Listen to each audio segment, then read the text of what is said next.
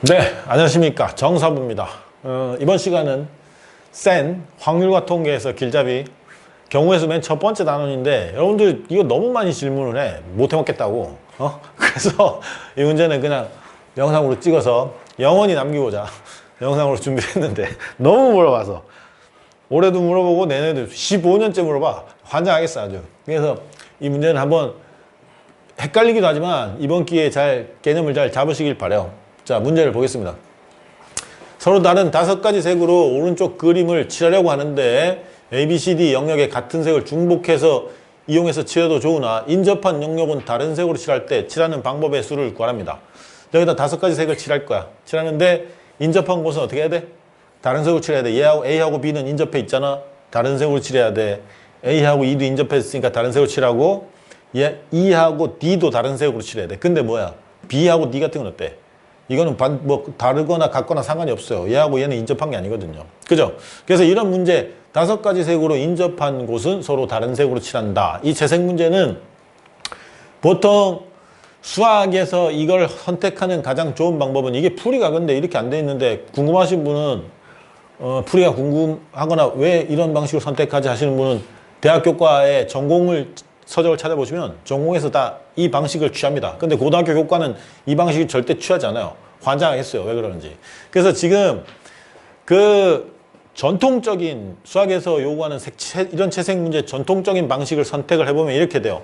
이 A라는 점을 찍을 거예요. 이 영역 A를 점으로 찍을 겁니다. 그리고 영역 B도 점으로 찍을 거고, 영역 C도 점으로 찍을 거고, 영역 D도 점으로 찍을 거고, 영역 E도 점으로 이렇게 찍을 거예요. 그래서 이 영역을 다 점으로 찍어요. 점으로 찍고 A하고 B는 인접해 있죠. A하고 B는 인접해 있으면 이렇게 선을 긋습니다.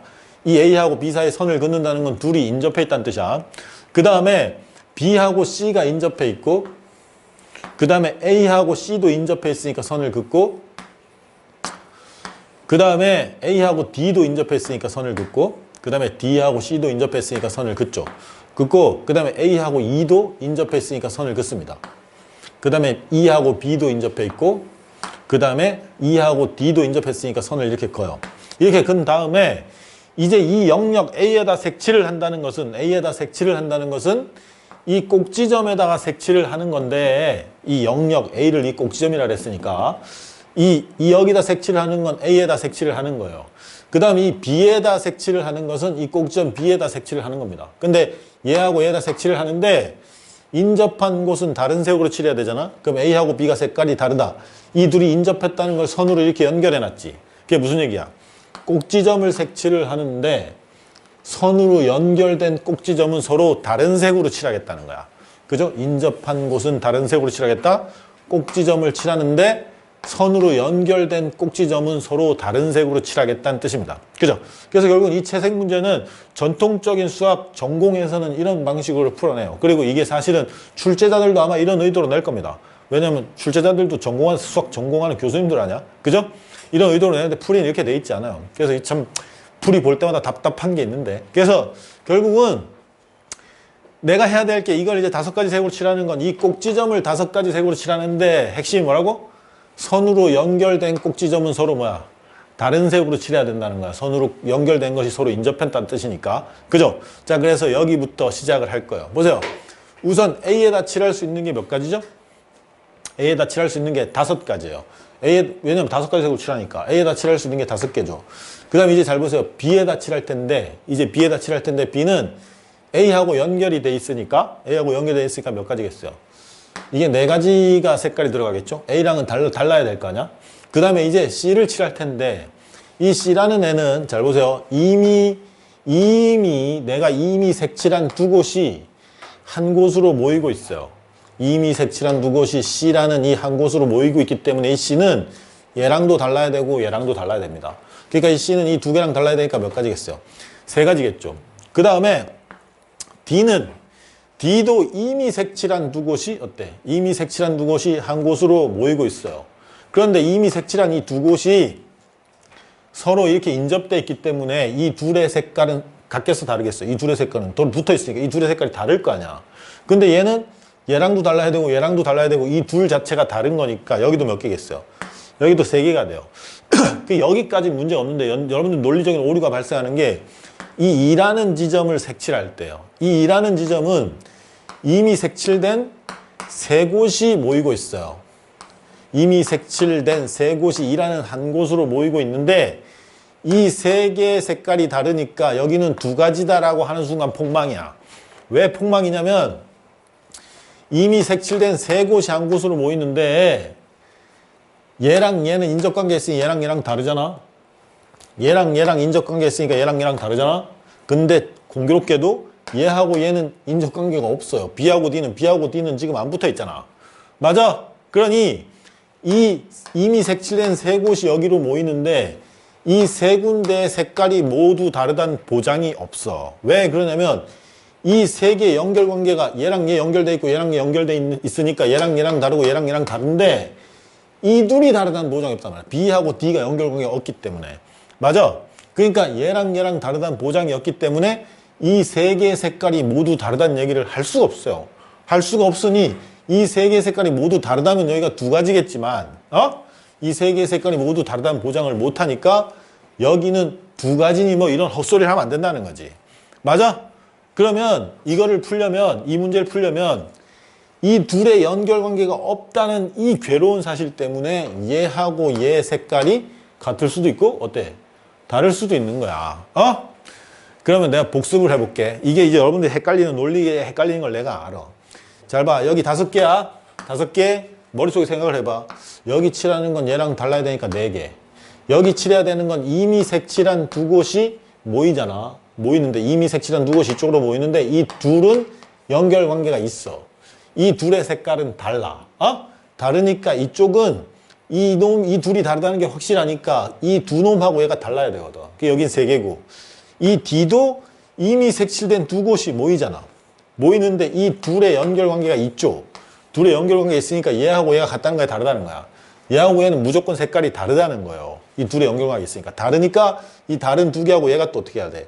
달라야 되니까 이미 색칠된 곳이 모이고 그 색칠된 두 곳이 연결관계가 있으면 색깔이 다르고 이 다른 곳과 또 달라야 되니까 3가지가 돼요. 그런데 얘는 이미 색칠된 3곳이 오는데 이 셋이 모두 연결관계가 있어야 세 놈의 색깔이 몽땅 다를 거 아니야.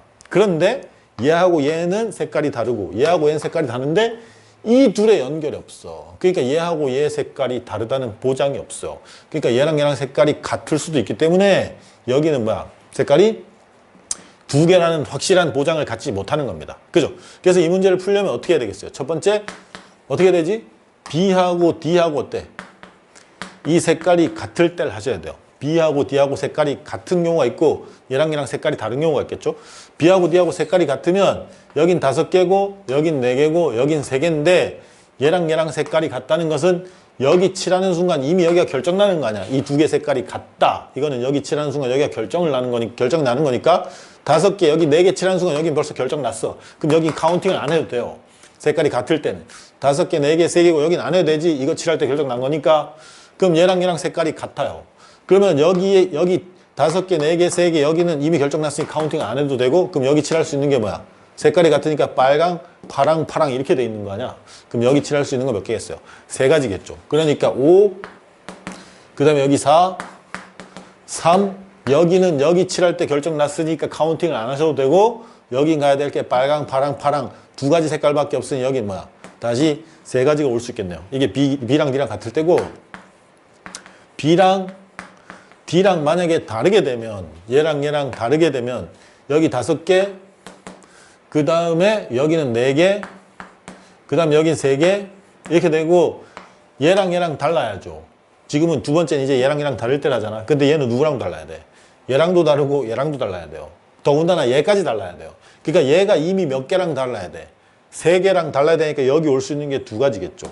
그죠? 그리고 얘랑 얘랑 다르니까 빨주노 이렇게 돼 있는 거다. 색깔이 3개가 다 다를 거 아니야? 얘랑 얘랑 다르다 그랬으니까. 그럼 3색깔이 다 다른 상황이니까 빨주노니까 여기 올 수 있는 것도 몇 가지겠어요? 2가지 이렇게 되겠네요. 그래서 결국은 이게 20 곱하기 9니까 180까지가 되고요.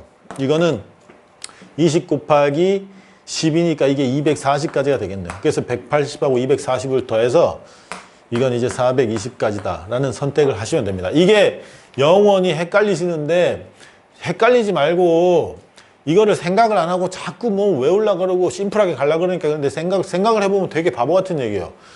이것만 딱 깨우치면 돼. 5개, 4개, 왜냐면 얘랑 달라야 되니까 이미 색칠된 곳이 모이는데 이 둘이 이어져 있어. 그럼 얘랑 색깔이 다른 게 확실해. 확실하면 여기 올 수 있는 건 이 둘이 색깔이 다른데 이 두 새끼랑 달라야 되니까 3개. 그 다음에 여기는 이미 색칠된 2곳이 모이는데 이 둘이 이어져 있어. 그럼 얘하고 얘는 색깔이 다르겠지. 그럼 이 다른 거하고 얘도 달라야 되니까 3개인데 문제가 어디서 발생할까는 2로 올 때만 생각하면 돼. 이것만 캐치하면 되는데 2로 올 때 이미 색칠된 3곳이 몰리잖아. 3곳이 몰리는데 얘하고 얘는 색깔이 다르고 얘하고 얘는 색깔이 다른데 이 둘의 연결이 없으니 얘하고 얘는 색깔이 같을지 다를지 모르겠다. 그럼 얘랑 색깔이 같을 때 하고 얘랑 색깔이 다를 때 이 2를 결정할 수 있는 개수가 달라지는 거예요. 그죠? 그래서 그렇게 되는구나 라는 것만 생각을 하시면 되겠습니다. 모든 문제는 다 이런 식으로 풀어내시면 될 것 같고요. 그래서 오늘은 경우의 수에서 여러분들이 항상 헷갈려하는 채색 문제에 관한 문제를 한 문제 풀어봤습니다.